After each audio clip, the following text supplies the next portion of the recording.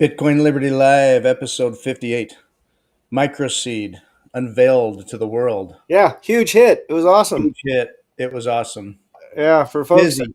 couldn't make it to the conference, like I was actually mind blown by how positive the reaction was to the microseed. My voice is a little harsh from the whole thing, but Fritz was there. He knows what it was all about. Yeah. But yeah, like we had a nonstop flood of people. Man, this thing, the microseed was a big hit. Everybody that came up, they'd walk up and go, "Wow, I've never seen that before." And I go, "Yeah, that's right. No one has. Is this Yep. thing is the tits?" Yeah. So yeah, Yeah. overwhelmingly positive response. And we absolutely completely missed the entire freaking conference. No I'm just idea what trying to happened there. I'm just trying to catch up on talks and talk about it. Listen up, catch up on videos. I've been busy ever since I got back. I have slept hard where I can sleep at night, but Mm, it's nice to be home. yeah, My voice feels baritone. Just we were talking all day. yeah, At one point, it was like midday, and I felt my voice crack and get hoarse. And I'm still trying to explain stuff. It's like, wow, I got to maintain this. And end of the day, it was just like, ah. yeah. I still feel like, wow, my voice is not Right. used to this. Correct. Yeah. But Well, yeah, everyone who came up was just super interested, or I've seen this. Oh wait, no, I haven't. yeah, Or wait, what? yeah. Wait, hold on. What are you talking you about? need a whole thing, don't you? Nope. No, Just no, one you posture. don't.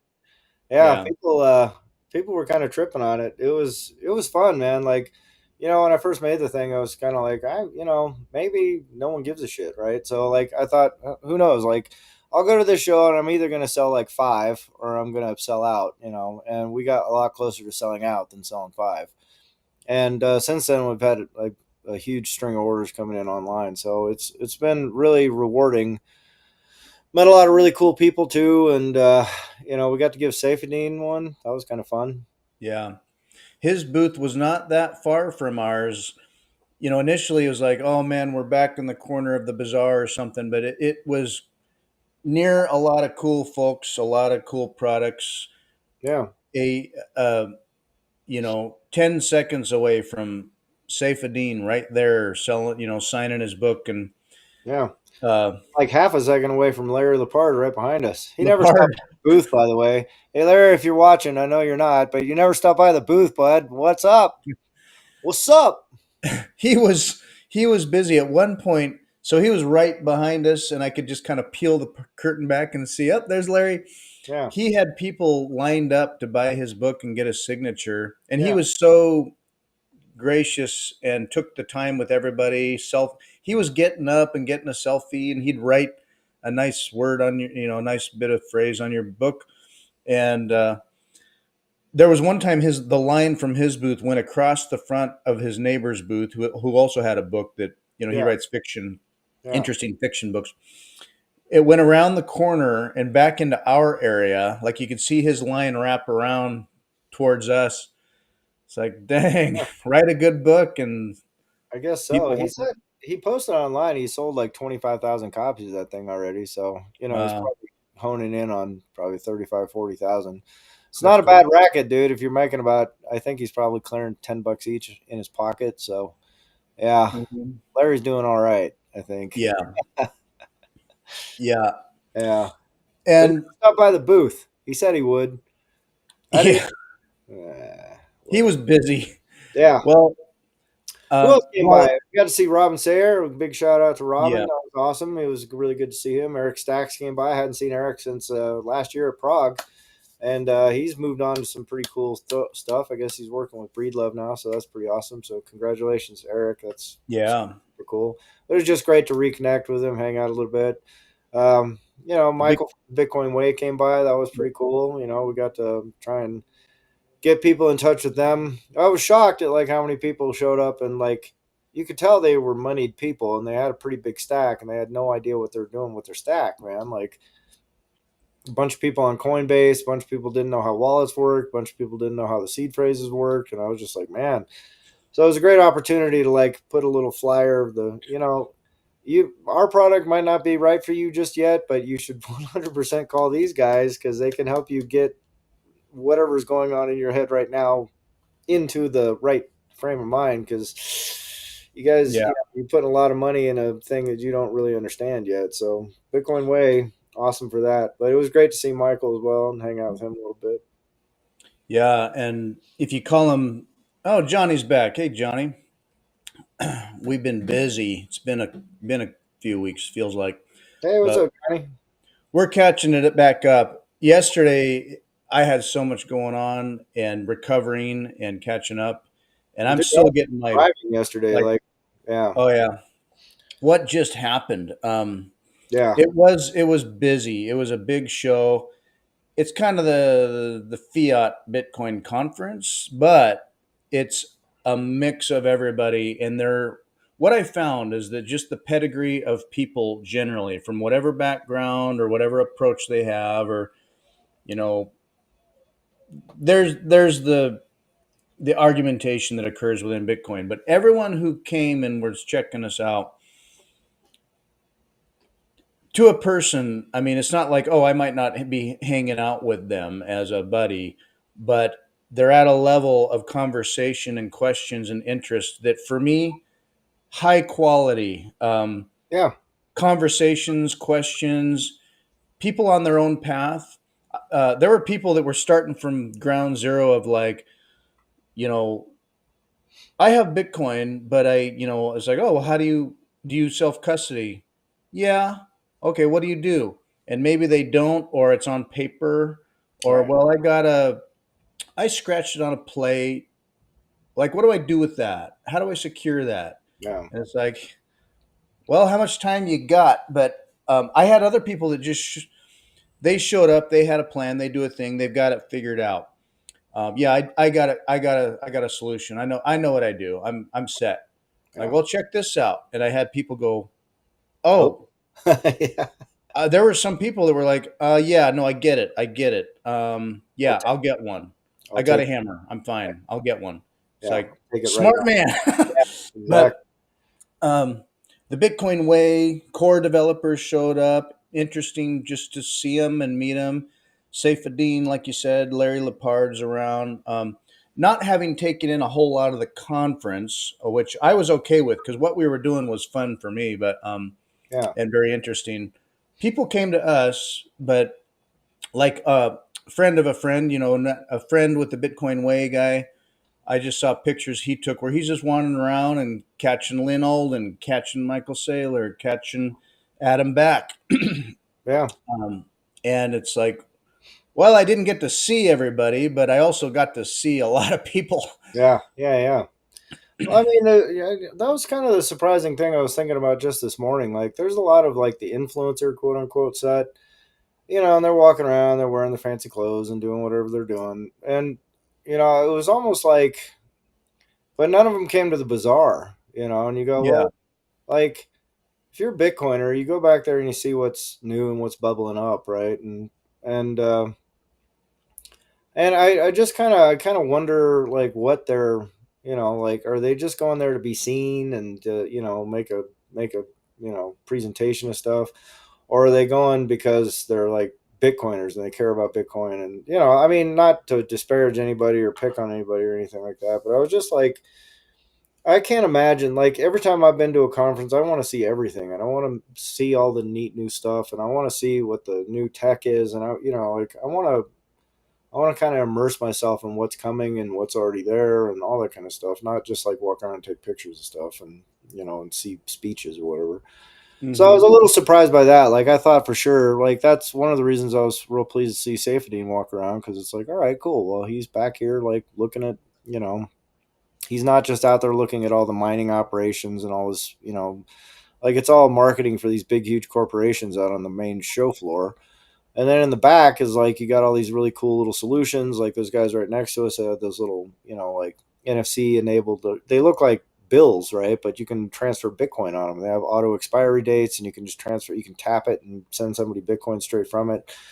So they're really awesome little products back there. And the Seador guys were right next to us. That was another thing. I was a little, get this, they put us right next door to Seador. I mean, it was like Cedar and then us.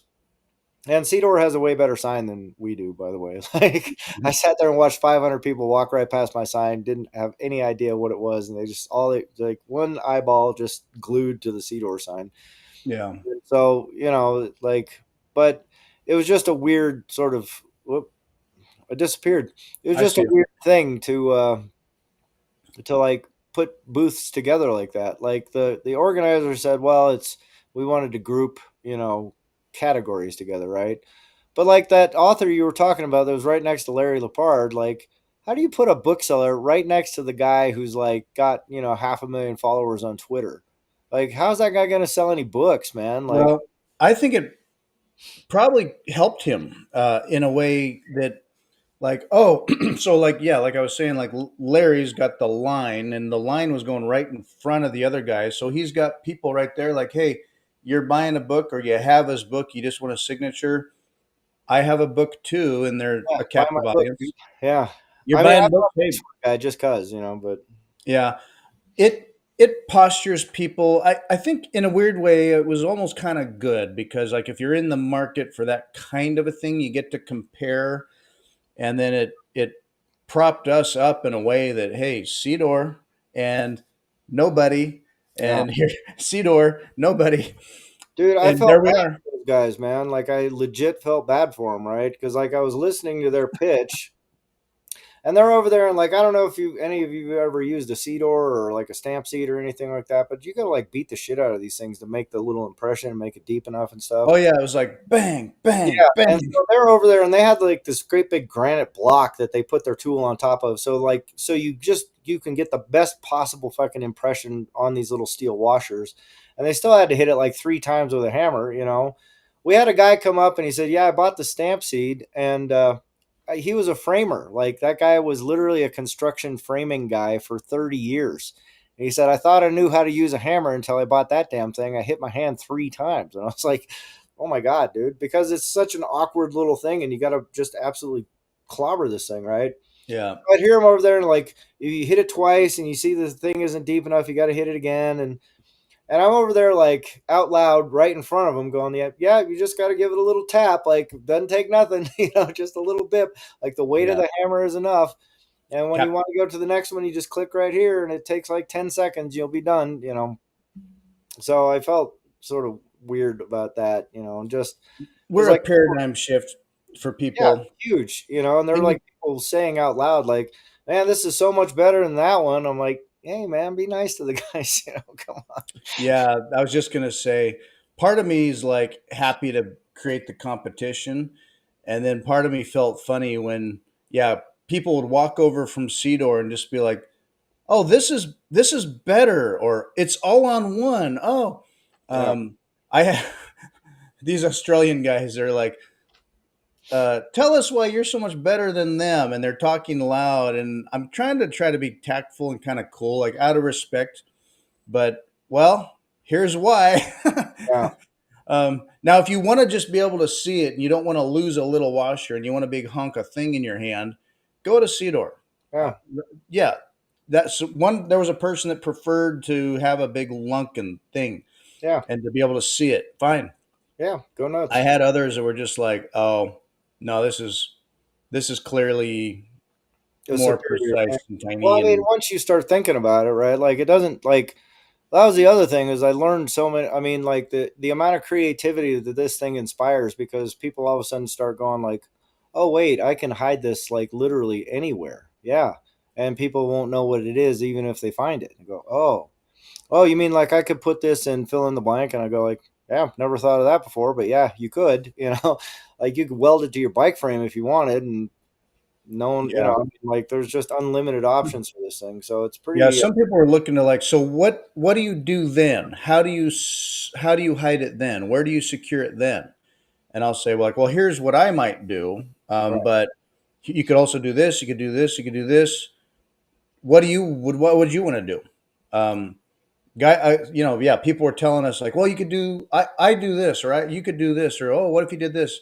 It's like I hadn't thought of that. Yeah, So do it was that. awesome, man. Like it was cool, just as a proof of concept. Like to have people come up and just universally go, yeah, this thing is awesome, man. And I just had an email from a guy, and he actually posted for us on Twitter as well. He was just like, as a person who actually got to hold this thing in his hands, like this is a high quality, well engineered piece of machinery. Like Yeah, right. it's not just another like little ticky tack thing. So super grateful for that. I can't remember the guy's what's his Twitter handle. I'll give him a little shout out here. Kevin Queen. That's at underscore royal poison underscore. Yeah, thank you. Kevin Queen. Yeah, Watch. we met him. Yeah, super cool Um, guy. But yeah, man, it was I don't know, but it exhausting. was, yeah, it felt like from waking up in the morning and hauling stuff around and I mean, you do a lot of the, of course, behind the scenes prep work about everything, but then just to get from the hotel rooms to the conference, or from my room to your room, it's Right, like you can't not cross through and navigate a casino. right. So you go through the casino to the elevators to your room, back through the casino, and then through the restaurants over to the opposite end of whatever building you're in to get to the conference center. So you're hauling stuff. Sometimes it's like, okay, we just need to get some more inventory. I'll be over and back. I'm just gonna go and come back. You have to go through all the restaurants and the casino and the herd of whatever that is, Yeah, which itself is surreal. Uh, Big venue, big space, but you can't avoid the casino. The casino part of it, Fiat Land, it is a surreal part of it. There's positives and negatives to having such a big conference like Vegas. In Vegas, it's convenient. There's a lot of options and convenience to that. The backdrop, it's loud. The lights and the shiny and the blinky, and it's like, don't love it, but it was an easy way for people to get there and then do everything, have everything, need everything, yeah, and not like leave. So that was nice, but you know, at the end of the day, and you get in the zone, and you're in Bitcoin, and your base principles, feelings, and good, smart conversations about stuff, and then you walk back through to the casino, and it's like, in my head, it was like multiply all the smart people we talked to by 10,000 and put them out in a farm where they're clicking buttons and watching lights. And you see people just like in a trance, just like, ding, ding, ding. And yeah, it's like, OMG, I'm looking at the Matrix pods right here. yeah. Exactly. I just, Glued you in. know, we were unplugged and Neo and Morpheus and talking and stuff. And then you walk back to the casino and it's like, Ding, ding, ding, ding, ding, ding, ding, wow, ding, ding. Yeah, just what glowing. the hell's going on here? That was great. I mean, like I forgot how much I don't like Las Vegas. Like I Everything's money, probably money, yeah, but money. everybody is just about money. Like there's Oh, no we can do that. Oh, really? Cool. Yeah. Well, there's a $20 service yeah. fee. I was just Okay. telling Fritz offline, like they had this little because they put us in these really nice suites. I was kind of surprised that like I had like a sunken living room in my. I was like, I don't need all this shit, whatever.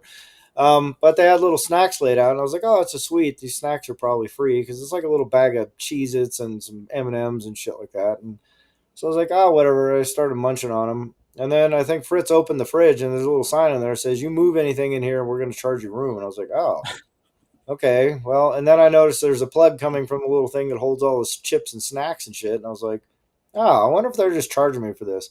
Oh, what could it be? I don't know. I checked out.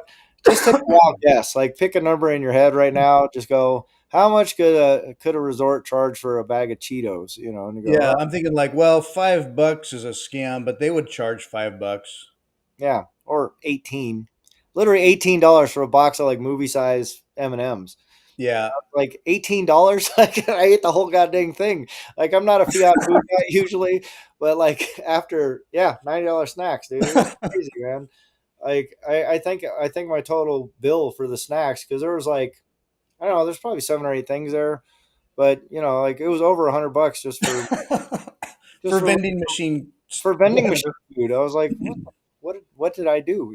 So but everything, Yeah. everybody is transactional there. There is no like legit human communication. It's just like, doesn't matter if you're Home Depot or if you're at the casino. Like everyone's just thinking like money. How do I get money out of you?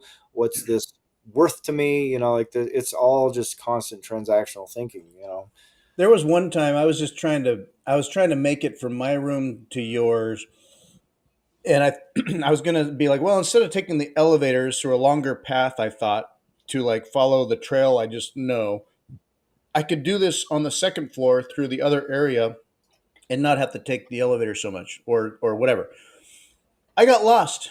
I was like, okay, I hug the westward side of this building because I know it's over there, and the circuitous route that it kind of like drifts you towards the shops and the restaurants. And I'm like, I'm trying to hang left. I'm trying to hang left, and then I was like, wait, no, that's a dead end. So I turned around.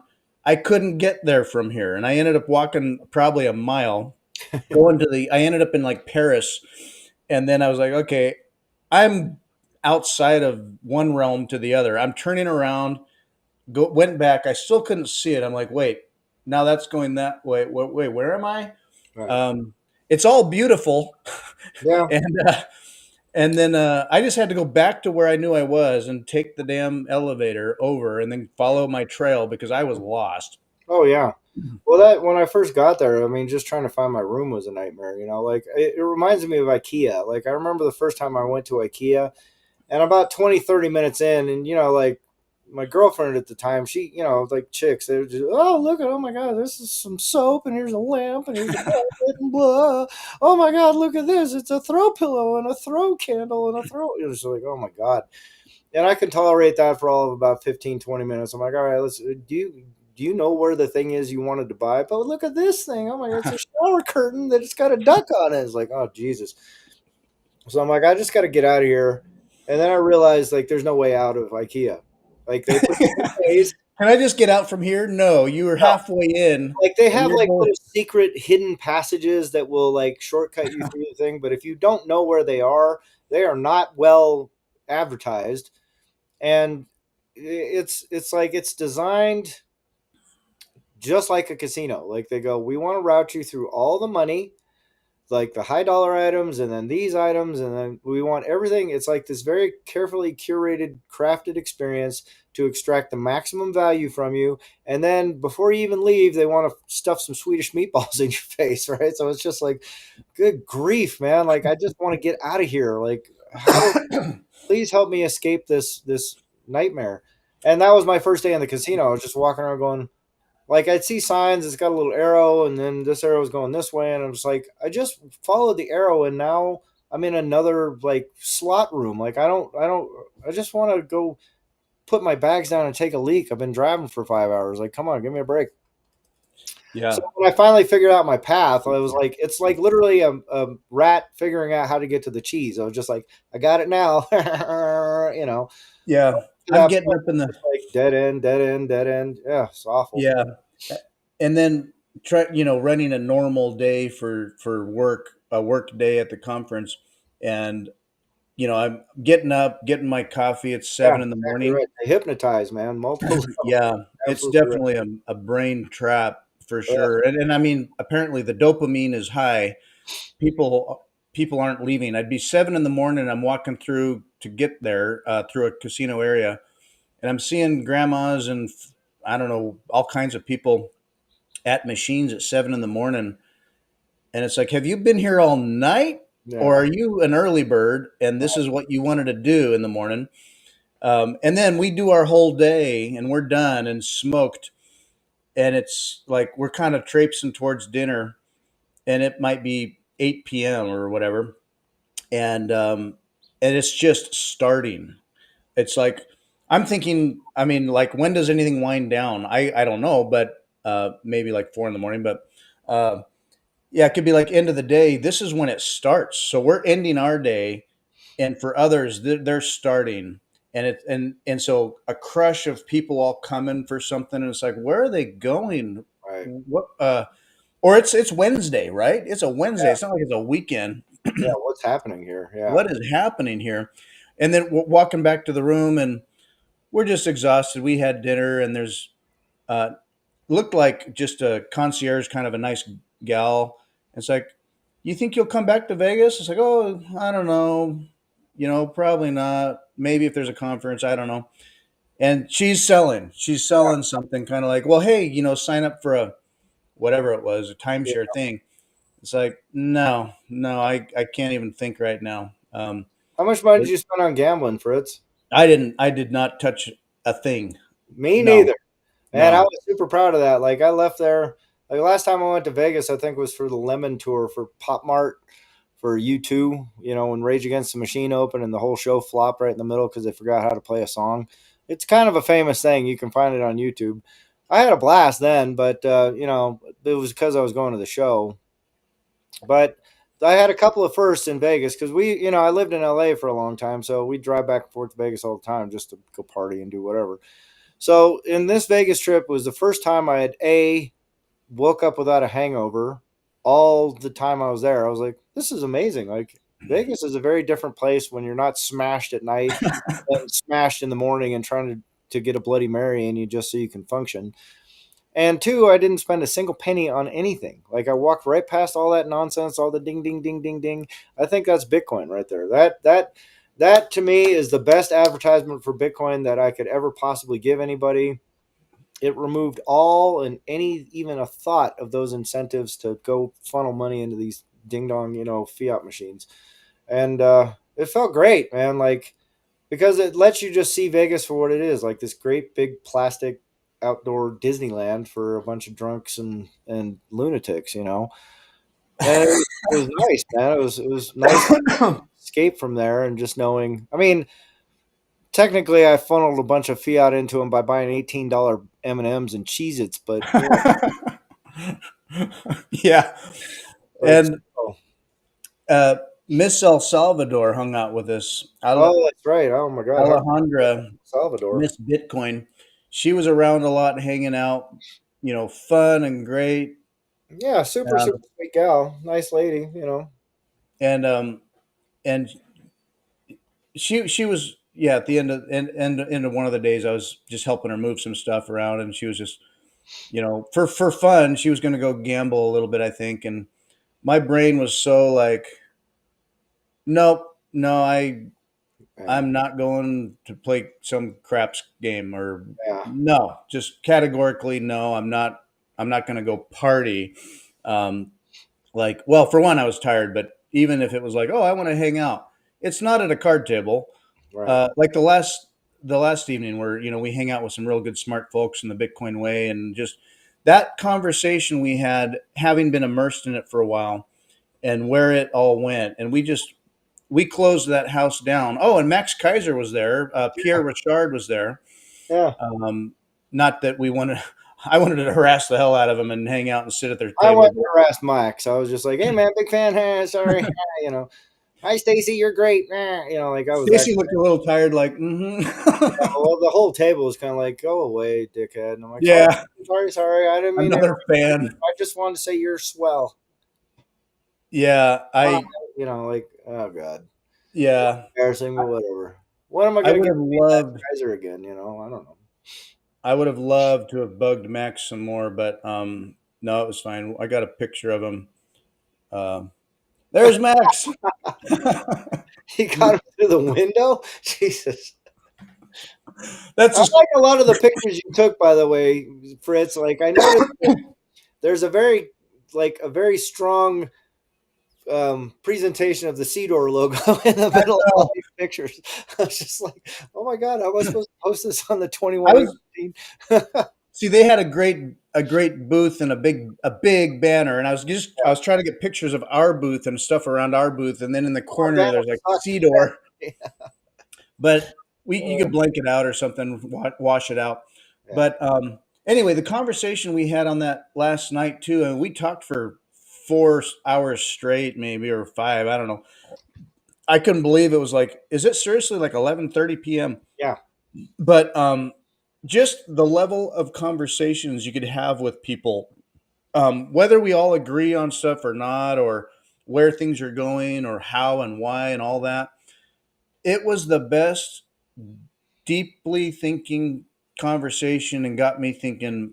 that I never get anywhere in my life other than like online, maybe. Right. Maybe. Um, that's what I miss is the that kind of level of thinking, the people, the philosophy, the deep dives on what Bitcoin is doing and what's good or bad about that, but the inevitability of it.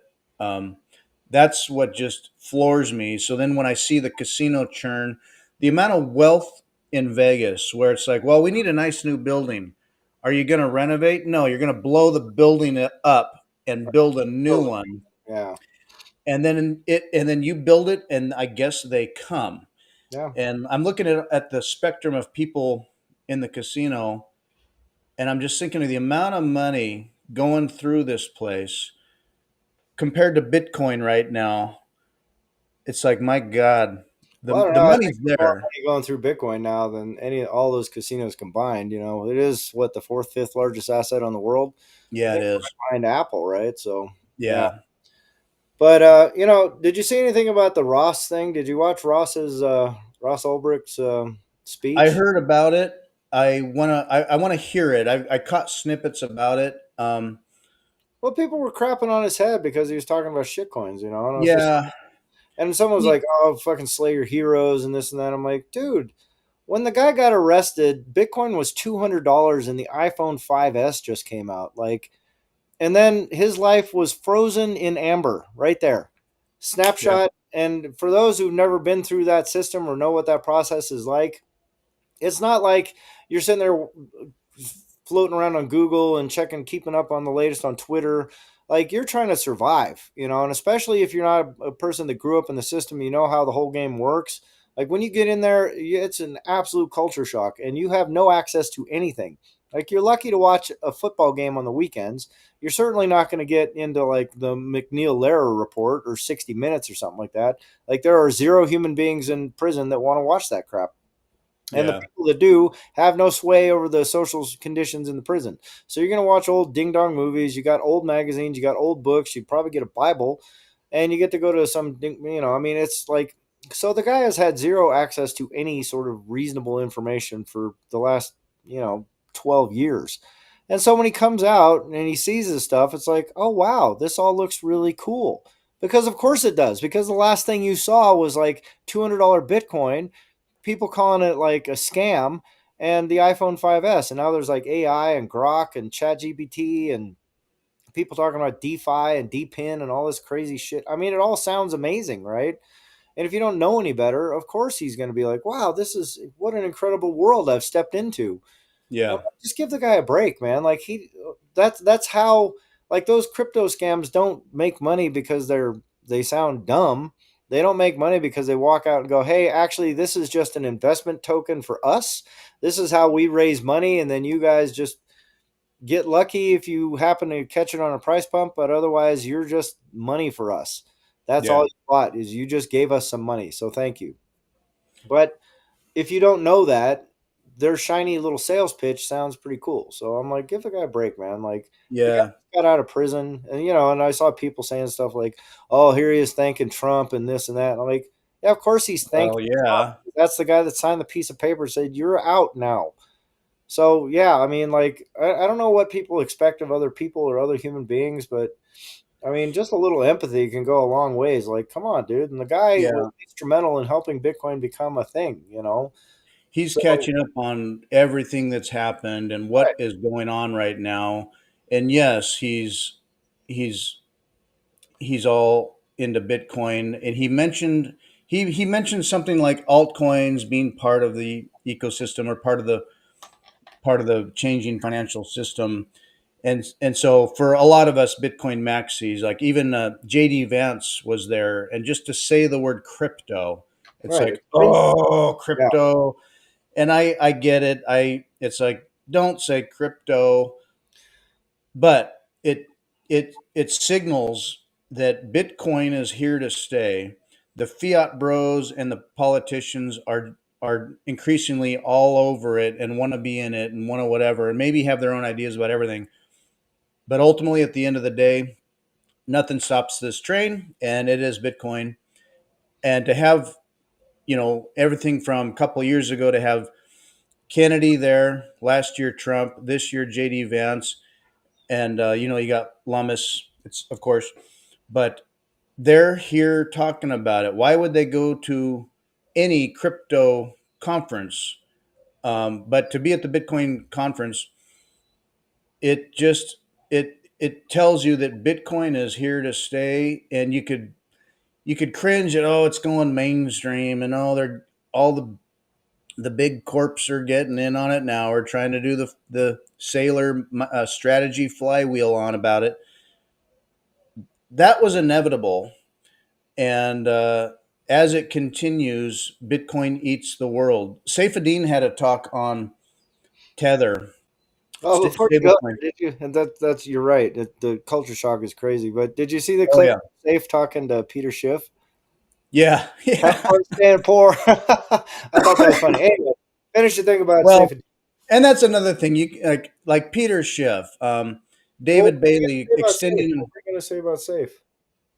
Oh well, so the to have David Bailey extend an olive branch to Garlinghouse, and it's like, yeah, the fact that Peter Schiff even would give Still a young, dude. talk, Yeah, and he does, like, you'll all come to find that Bitcoin's going to zero or whatever, and that you'll be a gold bug too, like me. It's like, whatever, but the fact that they're there, for me, it, and like I think you might say, it's like it indicates that it don't matter who these people are, whatever, they're there, and they can't ignore it. And in fact, back in their mind, they know it's it's all Bitcoin, folks. yeah, And so, like, you walk in, and there's a giant inflatable monkey JPEG thing, or there's Mara, there's Robinhood. I have all my judgments about it, as a Bitcoin maxi, and what Bitcoin is to me. But the tentacles are extending. Stablecoin, crypto, stablecoin. That's where the narrative is popping right now. The underlier driver of all of this, the inoculation that has entered the body, the corpus of our economy, and is healing the whole system and killing the cancer at its base layer, is Bitcoin. And part of that healing process are the sick, rotten organs, like you've said, doing their thing, doing what they would know to do as they do it now. But the inoculation of Bitcoin is changing and healing how that happens and where that's eventually going. yeah. And so, like Saifedean's talk, he was critical of stable coins and Tether. Tether has, like, I think 10% of their treasury now in Bitcoin, Mm. and is going to be a huge buyer of treasuries. And what did Marty Bent post wrote something about, basically, that he saw the talk. I still got to listen to it myself, but I saw criticisms of Safe about being bearish and whatnot. Others, I said that Safe's talk was one of the best. That he was saying that Tether is a weapon against the U.S. Treasury system when you consider they're storing a large portion of the stablecoin backing treasuries, and then using yields produced by the treasuries to actually buy Bitcoin. And so, slowly but surely, over time, Bitcoin as a percentage of their backing is growing and will grow. It's currently 10%. And at some point in the next at some point in the next decade, Bitcoin could be the dominant reserve asset backing stable coins, and that eventually Tether could just peg to Bitcoin.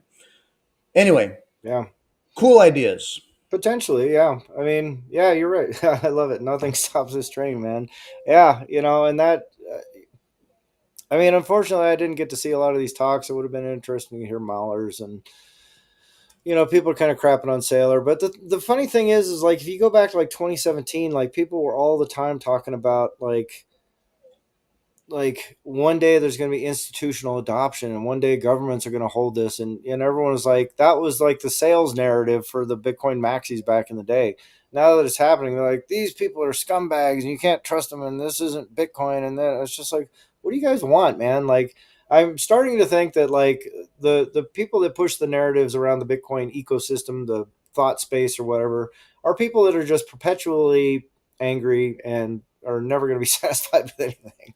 Like, I just don't get it, man. Like, you go, we want institutional adoption is coming. Okay, it's here. We don't want institutional adoption. It needs to be something else instead. And it's like, well, Christ, man, which one do you want?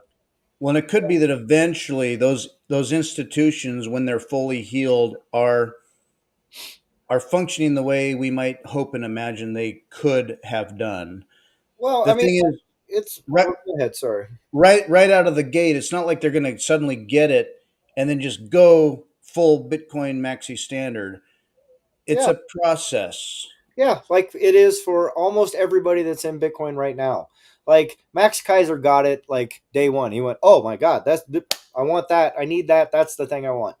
Antoine Antonopoulos or whatever. He got it right away. I mean, straight up, Lop, all those OGs, Adam Back, everybody, Hal Finney, those guys saw it, got it, and were in it from the get go.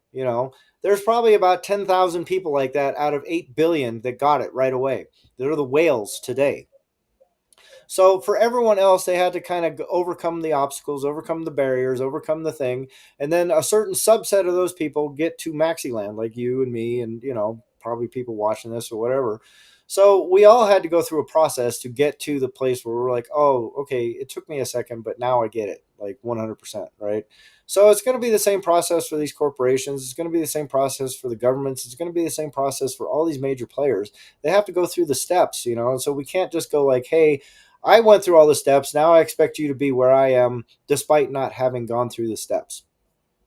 And the thing is, I think because a lot of the people that are like full on into Bitcoin, like you see the meme, right? There's like the low IQ guy and the little Yoda whatever maxi at the other end, and then there's like the mid curve guy that's got all his reasons about reasons, right? So the thing is I think most people are in mid curve reasons, right? I don't think Yeah. most people are just brain dead dum dums, and I don't think most people are like super genius like Zen Buddha. Like I get it, I'm in line with the Bitcoin ethos, and so all these people over here, there's only a select few that are going to either go this way, right?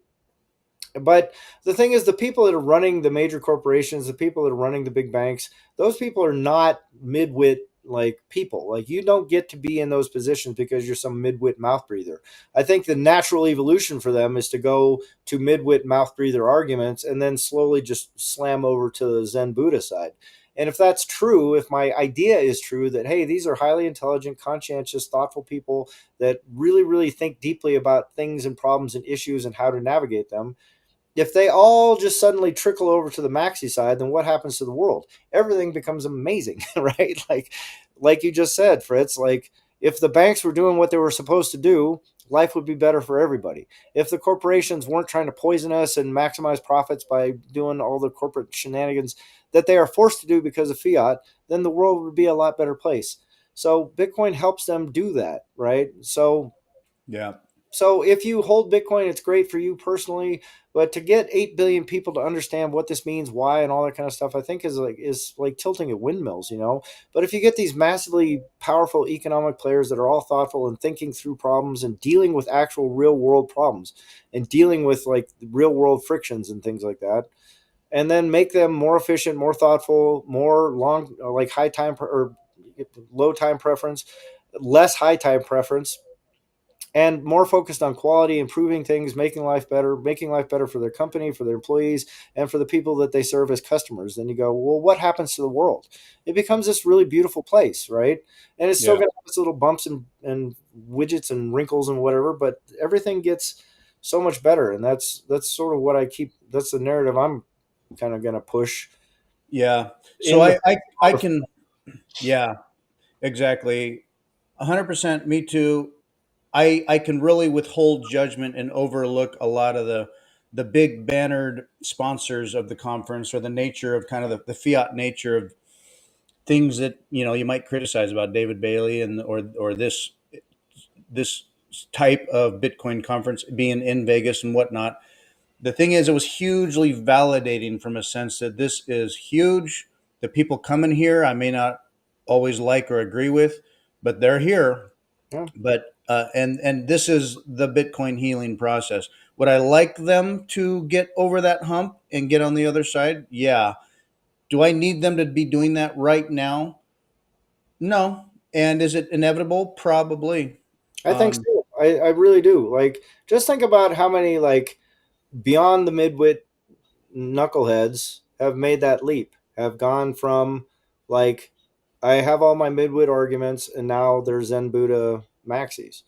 So like it's an inevitable path for those people to get there, right? Because there's no other logical path forward from that. From here, if you just take a little bit more time to understand it, it's the only thing you can look at and go, okay, this is the thing that makes the most sense. So the idea that all of those people from the Larry Fink down to the chief executive officer of some regional insurance company or something, I don't know, the idea that all of those people are not going to follow a similar path as you did or I did or other thoughtful people do, I think is probably misplaced, right, and misguided. I think once you're exposed to the philosophy, the ideology, and once you start seeing the positive externalities from adopting Bitcoin, from using Bitcoin, from having a high or low time preference, I think it just becomes like more and more likely that more and more of those people start going down the right path and start doing the right things. Just like every Bitcoiner that becomes a maxi, they stop eating fiat food, they stop believing in all the nonsense narratives, they stop supporting like endless wars, they stop supporting candidates and parties and all this sort of stuff, and they start getting into like, hey, this is a very human centric, human positive, human thriving type of movement that we're talking about here, because it's based on human values of like preservation, conservation, and saving. Right? Those are all things that have kept us human beings alive for millennia. You know, yeah. so And it's fiat that strips it from that. It's that fiat cancer that strips all that away and slowly over time. And so we've got this really highly refined fiat system that is just slightly better than what was before. Now this is the thing that can take us to the next level. yeah, thanks, Johnny. Thanks, Johnny. Yeah. I Um, didn't know they had everything on YouTube. Well, I'll have to go watch the speeches, I guess. Yeah. yeah, I got a lot of catching up to do. I start to try, and then it's been nothing but family events ever since I've been back, and that returning to the to life back at home, it's definitely a transition. One, I mean, it's like, oh, my family, my life here, um, coming back with just my perspective in my head, and then applying that to my life again, and then busy as it is, thinking about work on Monday, it's like, oh my god. Um, uh, at least at the conference, we were is all full interactions with people on the other side of the curve, that some of them are up at that peak area and others are the Jedi Masters, and it was all over here. And then I come home and I'm just like, whoop, now I'm on the other side, and really I'm on the far end of it, of the like talking to family about some things and, oh, how was it, and just being tactful about it all. But back to the FUD and the I don't get it. Well, gosh, I hope that doesn't blow up on you. And it's just like, oh God, Yeah. I don't need you to worry about me. Because I'm. I hope you're okay on your dollars. Yeah. Um, Exactly. it's a weird transition. I was with some of the, I feel like, smartest, brightest, most interesting people for a while there. Casinos aside and all that, at the conference, it was just some of the smartest, most interesting conversations I'd had in so long.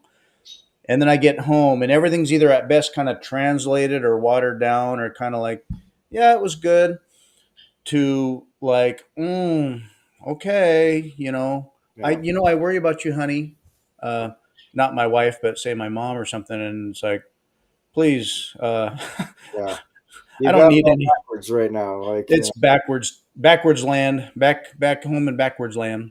well, I'll tell you, I am forever grateful that I was able to walk out of the Fiat Mines last October. And, just hearing about this now, it's like I always have Jeff Booth's sort of words in my head, right? Like, where are you putting your energy? And, leaving the Fiat Mines and then just kind of taking this huge risk and kind of pursuing, like, I'm just going to focus all my attention on Bitcoin and like trying to make things better for Bitcoiners and trying to help people in Bitcoin and trying to educate people about Bitcoin. And so, like, at the risk of like rubbing it in or something, I'm like, I hear what you're saying, Fritz, and I'm just like, oh man, like I remember that. Like I remember coming back from BTC Prague and then going back into the jail and just being like, oh my god, and just having all those fiat problems and all this stuff swirling around. And so this time is different for me. Like I feel very blessed that I get to come back and I go, wow, I need to focus on like improving my Bitcoin business and improving my ways that I can help people get off zero and improving my ways I can help people take self custody. And, so it's, I'm very, very grateful. I will pray for you, sir, to be able to join me on this fantastic journey. But yeah, I mean, like Bitcoin is a beautiful thing. And I'm, one of the nice things I'm taking away from this conference, regardless of what people say about, so and so is talking about shit coining on the blockchain and blah blah blah blah blah. I go, as long as the core fundamental facets are there, right? It's decentralized, it's permissionless, and people can't take it from you. You can buy Bitcoin and sell Bitcoin. As long as that still exists, I go, I think things are going to be just fine. And I know there's going to be bumps along the way and all that kind of stuff. As long as we preserve decentralized and permissionless, I think the rest of the pieces just fall into place. So if you want to have a place to fight, as I always say, run a node, contribute hash, understand what the process is and what you're actually holding and why you're holding it. Take self custody of it. Use it if you want. You don't have to.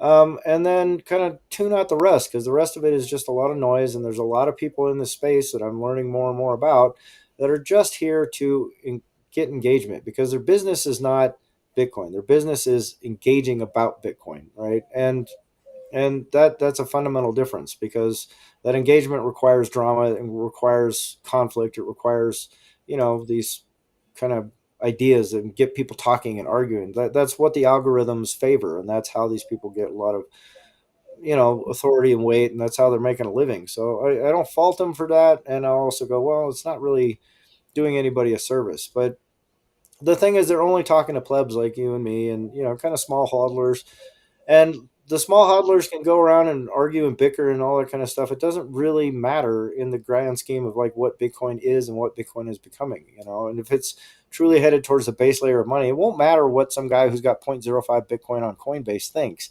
What's going to matter is like what these massive economic players think and what they're doing with it. And as long as they're doing the right thing, then that's all, at the risk of sounding like Reagan, that's a trickle down, that's a legit trickle down economy because they start making sound economic decisions based on a sound monetary system. And if that's happening, then the rest of the world gets better. It can't help but get better. So Yeah, and I'll die on that hill. yeah, and so like the concept of a trickle down economy, like you can criticize it because it's like, oh yeah, sure, it'll trickle down. It doesn't work if at the top the trickling down is the printing of money, as we're seeing, as we'll continue. Bitcoin has no top because fiat has no bottom, and so as they print, then yeah, what trickles down is shit to you. Right. That's exactly On right. in Bitcoin puts Bitcoin, that over. yeah, in Bitcoin, the trickle down effect is really becomes a circular economy. And then, like, one criticism I got from some family was like, well, what about those who are late? What about those who can't ever get, will never, no one, can ever now get a Bitcoin? And what are you getting? You're getting like dust. And it's like, it'd be like, you will never, nobody was late to the internet. You can deny it as long as you want, but it's like, oh, you were late on the internet. You don't get to take advantage of all the opportunities anymore as much. No, there wasn't being late to getting on the internet. The internet was here and it lifted everyone's boats to the extent you just want to participate. Like the only winning move is to play. Right. And so, like, is your stack going to be as large or whatever? Or does the number seem as big as it was 20 years ago? No, but that's where everyone is. And that is good. That Right. unit bias, whatever you think it was, is not going to be unit bias when that's more of your class standard. Right. Um, Well, but go ahead. yeah, Sorry. instead of feeling like, well, I got paid, the money's burning a hole in my pocket, it's going to be worth tomorrow. It's going to be worth less tomorrow and half as much in 10 years or worse. Um, I better spend it, or I better get land, or I better hustle. I better buy stocks. People could like poor people might not have a lot of savings, but you could legitimately just save it, just save it, and you don't have to worry about it, and it's not going to erode you. Right. You can Absolutely. save. Well, that's the thing is like when people say that to me, I go, it kind of doesn't matter, right? Like even because people go, well, I mean, they're thinking like, well, how come these guys are going to get rich and I'm not going to get rich? Is sort of what that thought is, and Yeah, it's like, but just like we were talking about with Michael over dinner that night, from the Bitcoin Way, it's the positive. Like Corey Clipston posted a thing on Twitter that I thought was very succinct and very accurate. He said, and I'm paraphrasing a little bit here, but he said there will be positive externalities for people that even people that don't own Bitcoin, right? yeah, And that's the cornerstone of my entire book. That's the cornerstone of my entire thesis is like the positive externalities from the quote unquote mass adoption of Bitcoin. Because when you talk about mass adoption, I think there's this idea like that means every human being on planet Earth owns a little bit of Bitcoin. I go, well, that's one way to look at it, right? Or you can look at it like the people that sort of create this amazing complex world that we exist in are also economically powerful actors. And when they are mass adopting it, when you talk about mass adoption, you go, well, all the people that create all the things in the world, the manufacturers and the food producers and the clothing producers and the people that build the highways and the people that make the construction equipment and the people that build the houses and the builders of the world, not necessarily the workers of the world, but the people that are actually creating the all this magic that is sort of floating around us and makes our life so sort of kind of chill right now, especially here in the West. If that is mass adopted, then their incentives align just like yours do and mine do. So the people that own it right now, I go, great, you're going to be doing amazing. Like your life is going to be exponentially better than the people that don't adopt it. Perfect. That's great. That's a great outcome. And I encourage everybody to, try and orange pill your loved ones and try and orange pill the people around you so they can participate in the exponential benefits of actually holding your own Bitcoin in your own self custody. That's going to be, directly. Yeah, but the people that don't have that, that doesn't necessarily mean they just get to be poor. Like it's yeah, not like we're all going to be sitting here going like, look at our huge stack. Yay. We're rich. And you guys are all the peons.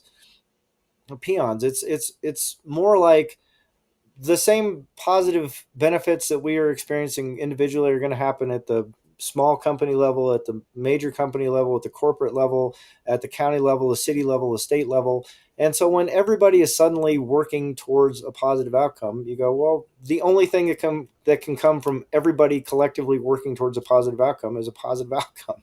Like this seems so self-evident to me, and it's so sort of frustrating sometimes to go like, how come people can't see this? Because I am historically a very like uh, prep minded kind of person. I'm historically the kind of person that wants to prepare for a zombie apocalypse. And lately, I'm like, you know what? I can still prepare for a zombie apocalypse. I can still be ready for like all sorts of horrible things. And I can still think and believe, like, you know what? I think things are going to be a lot better. I think a lot of this prep is going to be wasted time. Doesn't mean I'm not going to do it. Like I used to sign off on all my articles, trusting God, but tie the camel. You go, you can't be a knucklehead about things, but there's nothing wrong with being positive about things, right? Like there's nothing wrong. Like I think a lot of people just struggle to say, I think things are getting better and I think they're going to be a lot better very soon, right? Like yep, it's so much more fun, I think, or something more satisfying for people to go, I think we're going to have a collapse and I think we're going to have doom and I think people are going to be eating each other's legs in the street and everything's going to break down first and then we'll rebuild like a phoenix from the ashes. I'm like, or maybe it could just be better, right? Like, what's so bad about yeah, that? I don't know, man.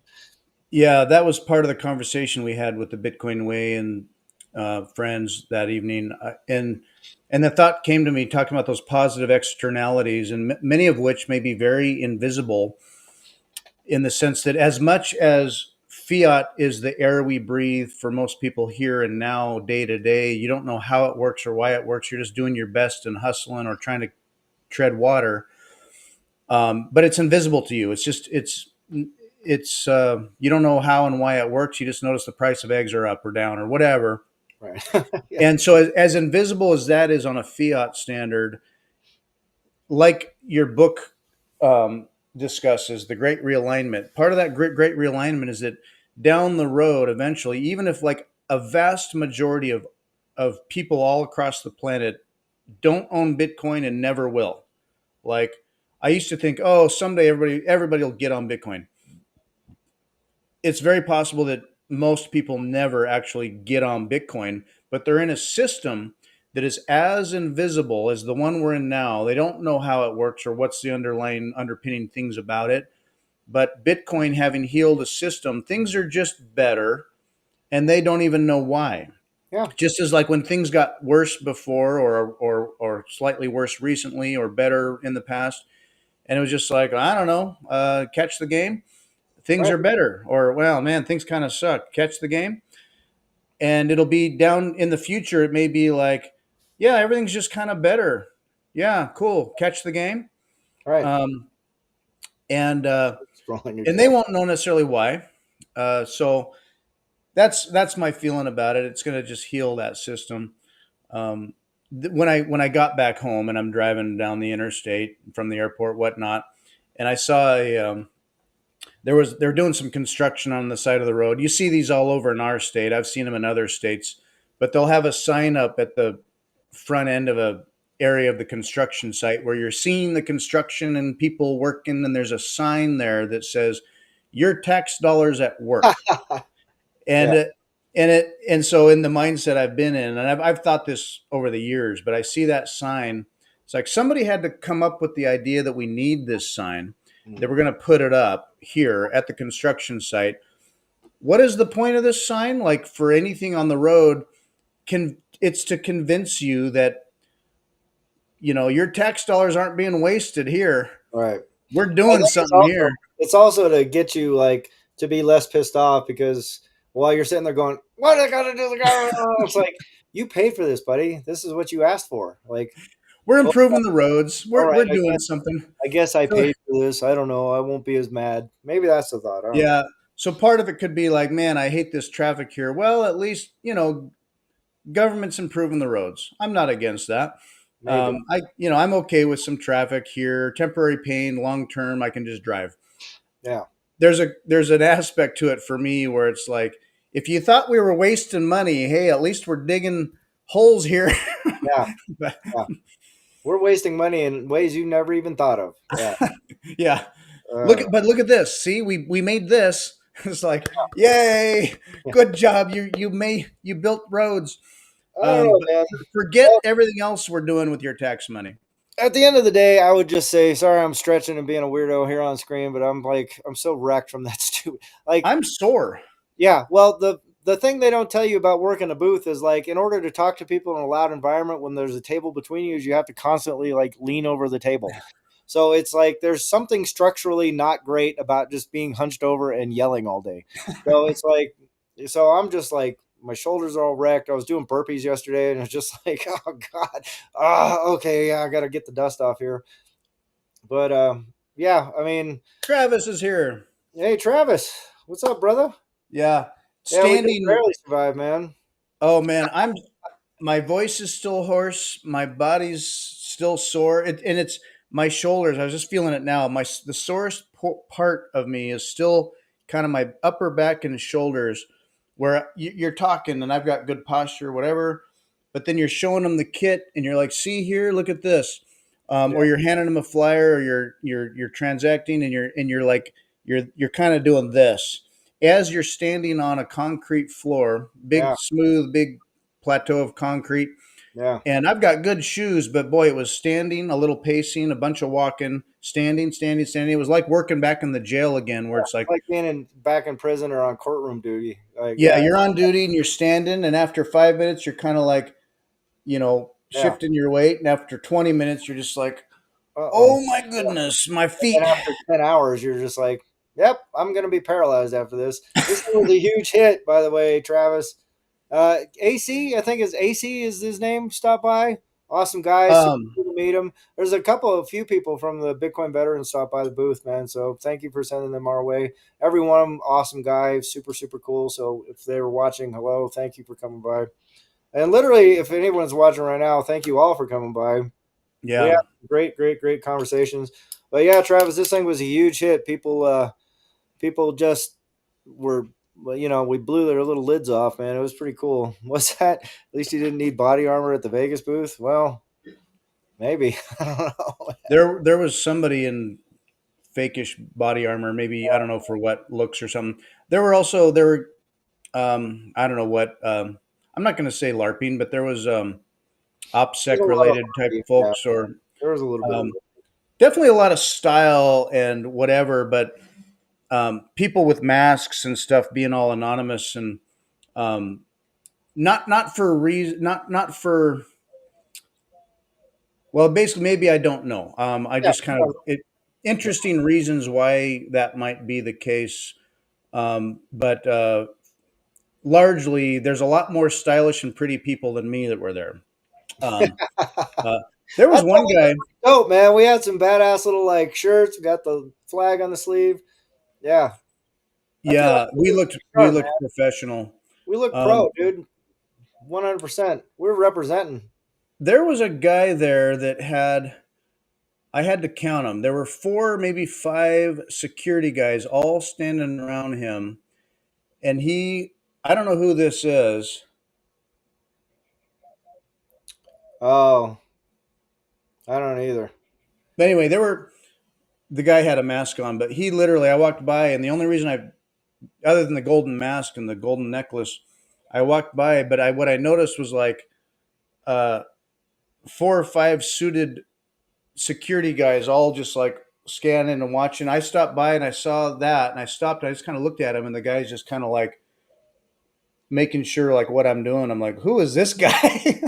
I Yeah. don't know who that is. Well, they used to do that in the clubs in LA, like actors and stuff would hire these big, huge bruiser bodyguards to come with them because it gives them a lot more like weight when they're walking in the room. People are like ooh, ooh, and start looking more like it's funny The because I heard entourage. there was a guy I can't remember what bar he ran, like maybe it was the Viper Room or something like that.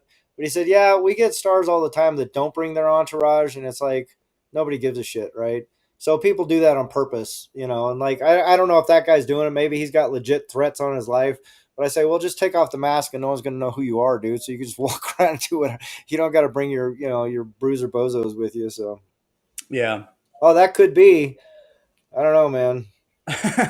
Hey, Travis, you Yeah, I going don't to know. Portland, dude? You going to the Portland thing? I'd like to. I mean, it could be a good opportunity for marketing, promo, sales. I wouldn't mind working that. I gotta go see if I can set up a booth. I want to go to Portland, Alaska, DC. I want to see what a booth is for DC. I'm just gonna start boothing it, dude. Like I realized as I was driving back yesterday, I was like, "Oh wait, this isn't like a one and done thing. Like this is my job now, dude. Like I gotta go and represent at these shows. Like I can't just be like, yeah, I did the conference once, and it's like I gotta get the MicroSeed out. Easiest thing in the world. 20 minutes, 24 words, one washer, like that. Boom. So easy, so fast. You don't have to mash your fingers. Yeah. It's worth $1 million, and I'm selling it for the bargain basement price of $219. You get a discount if you go call the Bitcoin Way right now and talk to them for free for 30 minutes. You get 10% off this little guy. Or I'll just give you the code right now if you want it. Yeah. TBW, the Bitcoin Way 10. TBW 10, you get 10% off. Go buy it. It's awesome. I'm telling you. Like I didn't know for sure before. I thought it was pretty cool. Now I've seen like 150 people tell me how awesome it is. So now I can say with high degree of confidence, this is an awesome tool. Yeah, Yeah. September, People October. walked up and were like, so Dope. Portland is August Offline, dude. I 1st. got to figure out how to do that. Portland's August 1st. DC, September, October. I think it would be good to be there. Um, Yeah. I mean, for one thing, it was apparent that hugely validating is having a new tool that people hadn't heard of before. They got it. It was like, oh, I get it, or oh no, I've seen that. Wait, no, I haven't. Use Travis Um, 10. Travis 10 is a great discount code you can use. I totally forgot I gave you a code, dude. Yeah, if you want 10% off the MicroSeed, use Travis Travis 10, 10. 10% off. Yeah, Travis will get a little kickback out of it. Yeah. Totally forgot. 10% off if you use the discount code.